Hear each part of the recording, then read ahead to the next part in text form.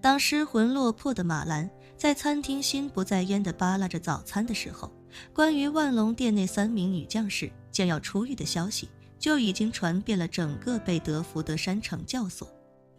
谁都知道，马兰之所以能够在贝德福德山作威作福，主要是因为他身边有3个战斗力强大到变态的华夏女人。现在这3个女人忽然要出狱，那就意味着马兰将彻底失去庇护。于是许多被马兰压制、羞辱，甚至被3名万隆店女将士收拾过的人，心里开始燃起了复仇的火焰。所有人都盼着等那3人走了之后，好好修理马兰一顿，看看他到底还是不是所谓的贝德福德山鬼见愁。正因为如此，整个早饭时间，马兰一直能感觉到来自4面8方那虎视眈眈的眼神和威胁。慌乱不已的马兰在早饭结束之后，便第一时间前往操场抢公用电话，拿到电话便立刻给叶晨打了过去。接到马兰的电话，叶晨一点也不觉得奇怪，笑着问道：妈，怎么这么早给我打电话？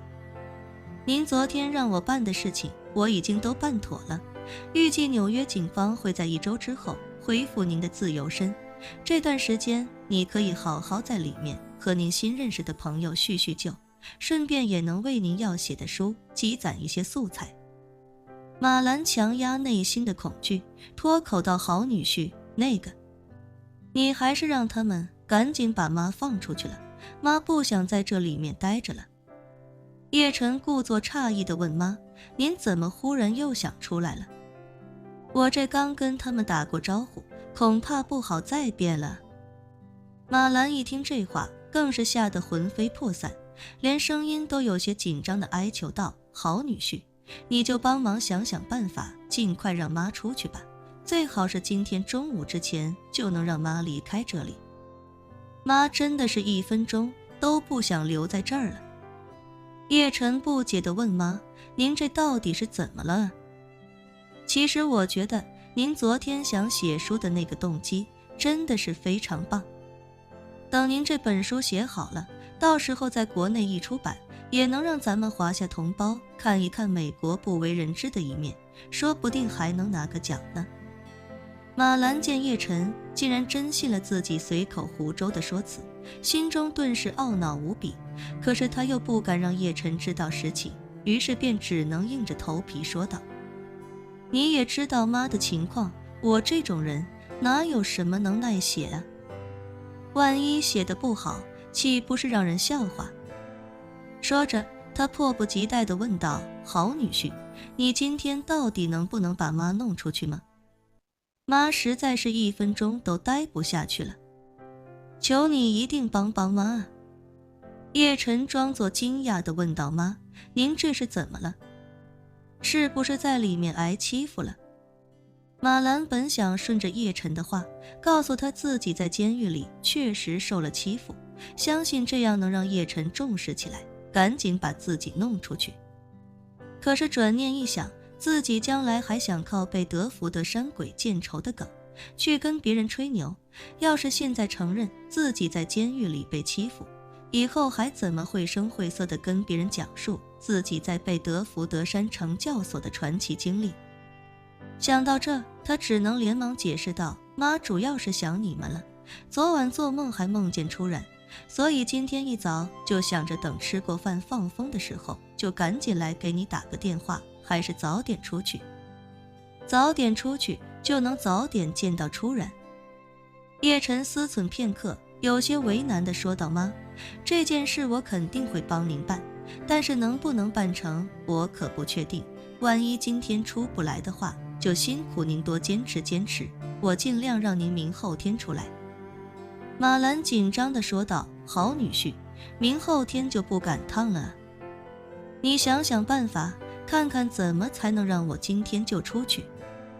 叶晨嗯了一声，便道：我打电话问问朋友，您先等我消息。马兰忙道：好女婿，那我中午再给你打电话。你可一定要帮妈找找关系啊。好的，叶晨故意想让马兰紧张起来，提醒到吗？我还是那句话，您昨天刚跟我说过暂时不想出来，可现在又忽然跟我说今天就想出狱，这件事我真没法100%保证一定能行。马兰此时心里懊恼无比，可是他也知道自己这个要求太突然，叶晨可能真的很难在中午之前就把自己捞出去，毕竟从现在开始算到中午吃饭也就只剩下4个小时的时间。一想到时间紧迫，马兰的内心立刻忐忑起来，但眼下他只能嘱咐叶晨好女婿，你可一定要尽最大努力啊。说着，马兰心中暗存，要是中午还搞不定，午休的时候就再给叶晨打个电话，到时候也就不管什么面子了，哭着求他也要让他想办法来把我带走。挂了电话，马兰慌乱地从操场穿行，去找那3名万隆店的女将士。这一次路过遇到的其他犯人，没人再毕恭毕敬地叫她兰姐，所有人都用一种似笑非笑的表情看着她。那是因为那3名万隆店女将士还没出狱，所以大家现在还不敢直接找马兰的麻烦。此时马兰来到那3名万隆店女将士面前，忧心忡忡地说道，你们还没走，这帮人看我的眼神就不太对劲了，要是你们走了，我可咋办啊？为首的陈梓彤连忙给他提建议道，兰姐，那你得赶紧想办法出去啊。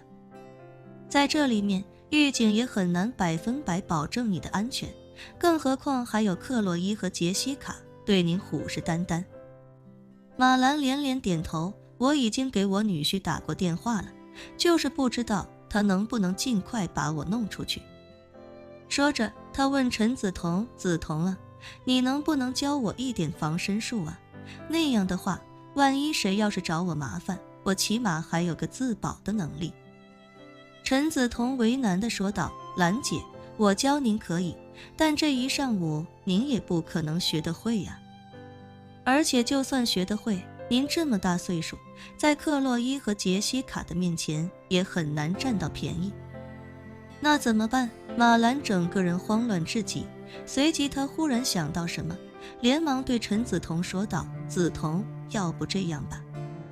待会儿你们不是要回去开始收拾个人物品了吗？不如就趁这个机会找个理由和借口把他俩狠狠地修理一顿，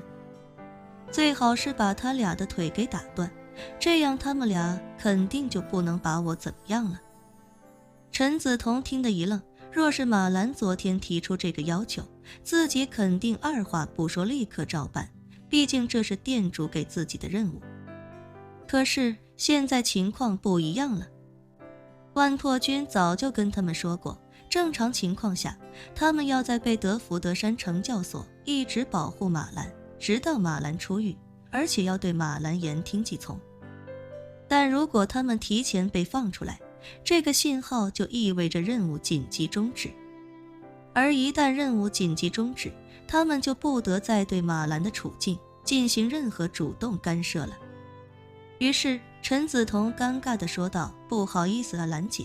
这段时间咱们虽然相处得挺好，但我们也不是您的保镖打手，更何况我们好不容易要被放出去了，这种情况下说什么也不能继续惹是生非，所以从现在开始您要靠您自己了。